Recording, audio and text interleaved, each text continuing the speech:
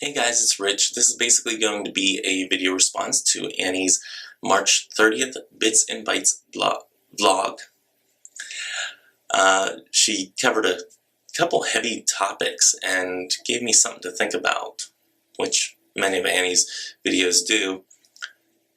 And she got onto the conversation of praying, meditating, and spell working. And while she looks at it basically as the same thing, and if I'm wrong on this, please Annie, I don't want to misrepresent, please correct me on that.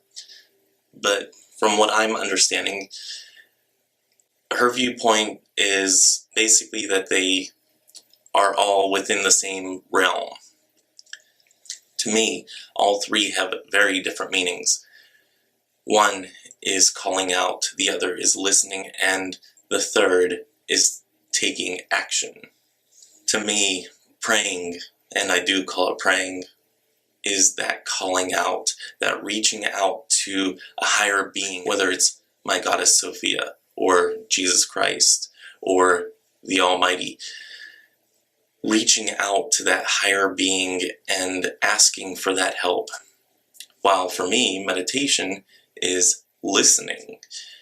It's that sitting in that stillness, or in that contemplative state. It doesn't necessarily have to be stillness.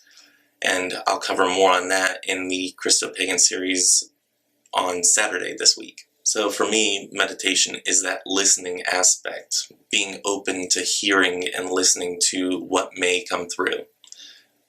While spell working is completely different. It is the taking action and doing that energy work that I talked about in the previous Christo-Pagan series video, that syncing up to vibrations and putting those vibrations into motion to do my will. So to me, prayer is asking for help.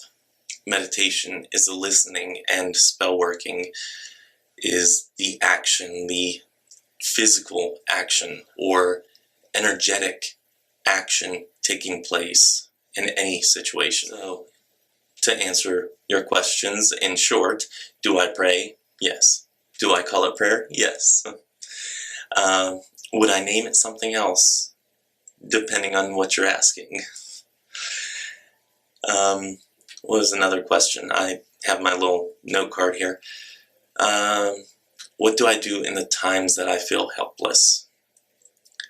Whenever I feel helpless, I very much go to that prayer and meditative state, the asking and listening, being in that constant flow of the give and take. Sometimes I do spell working, but not always. Spell working hasn't really been as much of my practice lately as it has been in the past, and that's starting to change. I've noticed myself doing more of an energy work, more on the astral plane than on the physical plane.